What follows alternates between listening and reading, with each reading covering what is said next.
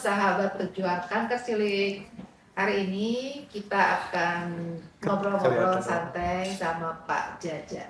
Pak Jaja, pengen tahu nih ya dengan si kecil Rafka ya. Jadi gimana ceritanya Rafka itu terdiagnosa gitu ya?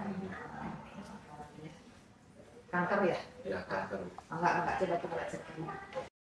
Waktu itu Rafkanya itu panas, Bu. Panas. Awalnya panas Iya, awalnya ya? panas. Terus kayak keluar bola gitu itu, Bu. Apa tuh? Kayak campak gitu. Iya. Kayak campak. Terus mukanya kayak yang pucat tuh. Nah, waktu itu dibawalah ke klinik. Ke klinik, waktu itu dibawa ke klinik. Nah, habis itu diperiksa, terus diambil darahnya tuh. Iya. Kan katanya apa tuh? Kliniknya di Subang? Kliniknya di Subang itu, Bu. Iya. Kliniknya di Subang. Waktu itu kan diambil darah biar ketahuan kan itu kan mukanya tuh pucat. Pucat ya. Tapi anaknya aktif, yang heran itu, Bu. Mukanya pucat terus. Tapi masih ini ya. Iya, aktif gitu. iya gitu. Iya. Di sana diambil darah. Nah, waktu di klinik itu kan dilihat hasilnya. Nah, dilihat hasilnya tuh sampai heran itu, Bu. Lihat hasil labnya itu kan. Darahnya itu apa, HB-nya sampai ke 4 gitu. Oh, HB-nya sampai ke 4? HB-nya 4, tapi anaknya aktif kayak gitu ya. Sampai bingung dokter yang di klinik itu. Nah, habis dari itu dirujuklah, Bu, ke RSUD di Subang juga. Ya, RSUD CRN yang ada di Subang. Dirujuk ke sana dan di sana dibawa ke IGD. Di IGD diambil darah lagi. Kan mau mastiin kan hasilnya dibawa itu, Bu. Iya. Yang dari klinik dibawa ke RSUD gitu ya. Hasil dari lab itu dibawa ke RSUD. Nah, lihat hasilnya itu kan kaget lagi, Bu. Diambil lagi darahnya. Ya, darah diambil. Rafka tapi masih tetap lincah ya waktu ke RSUD ya? Iya. Belum Rafka ada. itu masih lincah. Dibawa ke RSUD juga. Dibawa sampai motor, Bu. Dibawa. Dibonceng ya pakai motornya ya. Motor dia duduknya di depan itu, Bu, sama neneknya di belakang. Dia duduknya di depan, dia kayak orang yang nggak sakit aja gitu, Bu.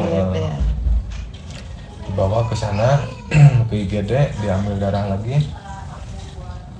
Nah, waktu itu kan dapat ruangan tuh, Bu, ruangan diinfus segala macam gitu kan.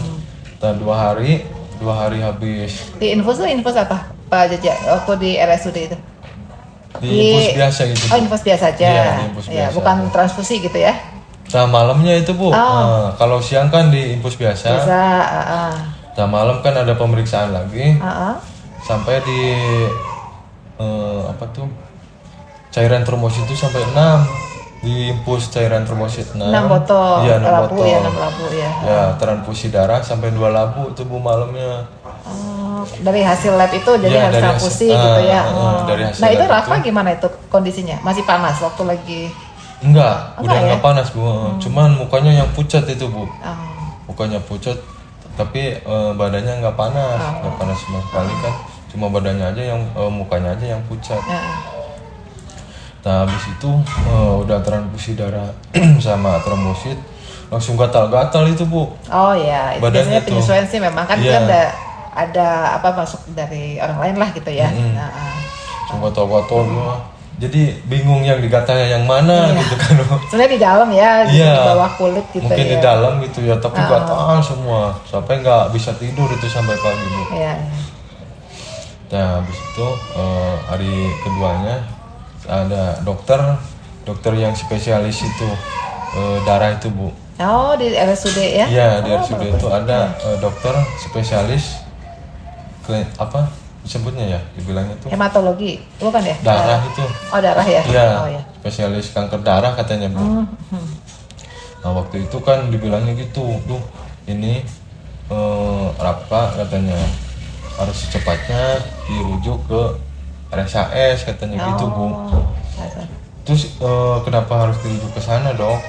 Ini kan hasil labnya katanya kelainan darah katanya. Kan mau mastiin kalau di Bandung itu alatnya semua ada katanya, Bu. Jenisnya apa? Iya, jenisnya ya, apa? Kalau di sana katanya jadi ketahuan kan ini jenis kanker darahnya tuh kanker darah apa katanya, kata dokternya tuh ya lah dok, mau secepatnya kan, ya kalau bisa secepatnya cina. Jadi 2 hari di sana di RSUD atau berapa itu? 3 hari. Oh 3 hari dirawat. Ya, 3 hari dirawat. Kan waktu itu 3 hari BPJS-nya belum jadi bu. Oh, Iya. Nunggu dulu kan. Udah boleh pulang itu. Ke Bandungnya itu nunggu BPJS dulu, iya bu. Habis. Jadi Pak Jaja punten di RSUD Subang sebetulnya nggak pakai belum pakai BPJS itu? Enggak ibu, belum pakai BPJS. Jadi bikin surat ini tuh bu apa tuh? Dari itu ya? Ya SKM dari itu desa bu. SKM ya. Jadi belum sempat ke ini ya, ke Hasan Sadikin? Belum kan nunggu BPJS-nya aktif. Begitu aktif tanggal 3, rapanya malah panas lagi. Panasnya itu kemarin nyampe 9 ibu. 39. Iya 39 bu, bukan 9 ya, 39 lebih. Makanya dirujuk ke IGD. Nah, udah dirujuk ke IGD, udah penanganan suster sama perawatnya diimpus. Terus pagi masuk, sorenya langsung dibawa ke ruang NICU bu. Masuk pagi, sore jam 3 baru dibawa ke ruang NICU bu. Ke ruang NICU, alhamdulillah ada, kata perawat yang di RSUD Subang itu, kalau misalkan di sini penuh ruang NICU-nya harus dirujuk lagi katanya bu.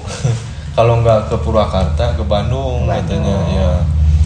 Nunggu yang keluar satu itu bu di ruang NICU, alhamdulillah jam 3 baru masuk rapkannya ke ruang NICU.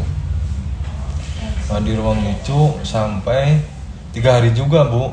Oh gitu dong. Iya, transfusi lagi kan di ruang NICU, transfusi. Tahu Pak Jaja berapa ini transfusinya berapa labu? Di ruang NICU 1 labu bu. Oh 1. Iya, cuma 1 labu. Cuman kan ada seseknya itu ya. Iya, cuma ada terus sesek. dipantau gitu ya. Dikasih ini apa tuh, oksigen ya bu ya. Iya. Di ruang NICU tuh. Kalau ruang NICU mungkin Pak Jaja nggak bisa setiap saat nemenin ya? Nggak bisa bu. Iya. Cuman yang bisa masuk itu cuma 1 orang aja. Yang nungguin di dalam 1 orang.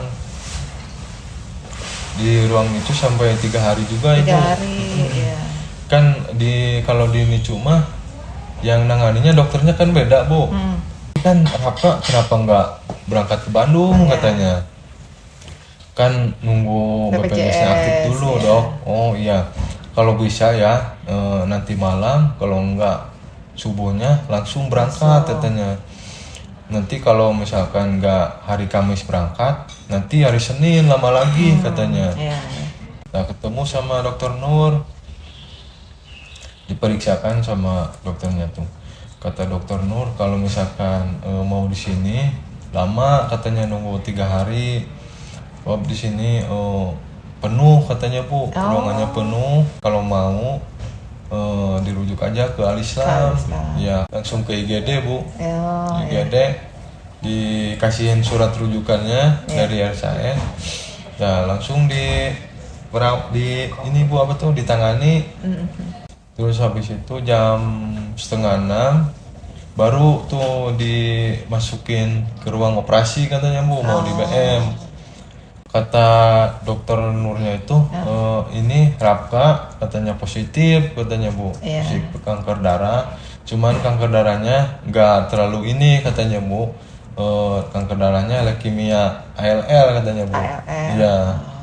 Kalau kita bicara rumah singgah nih, berarti kan Pak Jaja emang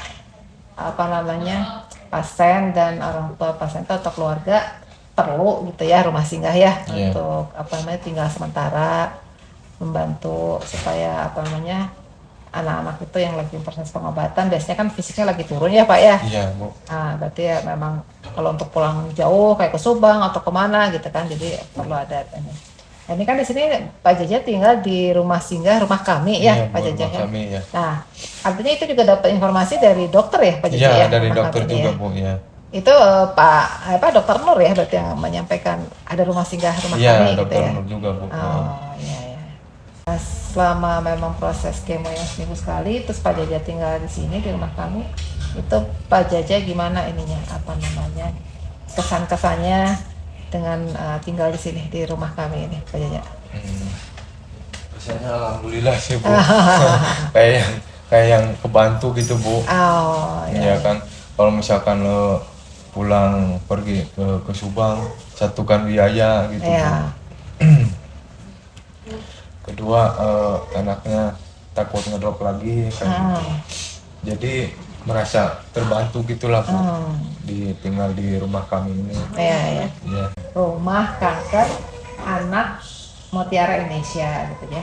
Jadi memang ada latar belakang di pengurus itu, memang backgroundnya itu adalah ada beberapa yang survivor juga, seperti saya juga survivor kanker, kemudian salah satu pengurus juga kebetulan adik juga seperti itu ya. Jadi kita ingin memang berbagi tahu persis lah gitu ya, memang kendala-kendala dalam proses pengobatan ini kan cukup lama ya. Jadi kita ingin berbagi tempat lah gitu ya Pak Jaja ya di sini ya, berbagi perhatian juga, mungkin yang bisa kita bantu dari sisi akomodasi. Jadi rumah kami Pak Jaja ya, singkatan dari Rumah Kanker Anak Mutiara Indonesia, bertekad untuk bisa berbagi ya, menyediakan akomodasi di sini untuk pasien yang lagi berobat di Bandung ya. Mudah-mudahan memang membantu Pak Jaja ya. Membantu Pak Jaja di sini ya. Dan mobilitasnya kan dari sini ke Al Islam deket ya. Iya, dekat. Ya, relatif dekat. Pagi-pagi biasanya kan pagi ya berobatnya ya kalau pagi itu ya. Biasanya Bu. Cuman kalau Rafka memang menginap ya semalam ya kalau lagi berobat ya. Semalam. Ya. Baru besoknya nanti kembali lagi ke sini ya. Di sini kita berusaha untuk menyiapkan fasilitasnya, selain kamar gitu ya, untuk menginap juga ada obat-obatan yang standar ya, barangkali panas gitu. Biasanya kan habis kemo ya suka tiba-tiba gitu ya, demam gitu kan ya. Selain sabar, kita juga mungkin kalau dari cerita Pak Jaja tadi sebetulnya harus siap dengan BPJS kali ya Pak Jaja ya. Ya kan ya, apapun penyakitnya, karena tiba-tiba kalau namanya sakit kan suka tiba-tiba ya. Berarti sudah siap ya dengan ininya ya. Kalau BPJS berobat mau misalnya Pak Jaja di Subang, berarti di Subang juga kan harus pakai BPJS juga gitu ya, harus pakai BPJS juga. Kan nyaraninnya juga dokter di sana itu di Subang tuh gitu Bu.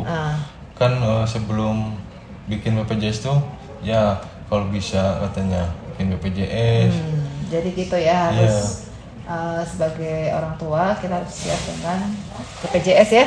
Kalau tiba-tiba mungkin anggota keluarganya bisa orang tuanya atau anaknya, jadi sudah siap ya BPJS-nya ya Pak Jaja ya. Kan nggak tahu gitu Bu ya penyakit kapan datangnya. Kan, ya. Jadi memudahkan ya dalam. Jadi memudahkan Bu. Ya. Mungkin itu aja untuk hari ini, berbagi cerita, berbagi pengalaman yang mungkin kita bisa ada hikmahnya. Yang pasti harus selalu semangat ya Pak Jaja ya, dan bersabar dalam menghadapi ujian mungkin ya. Semuanya pasti ada hikmahnya ya buat kita semua. Itu aja, terima kasih, sampai jumpa sahabat pejuang kanker.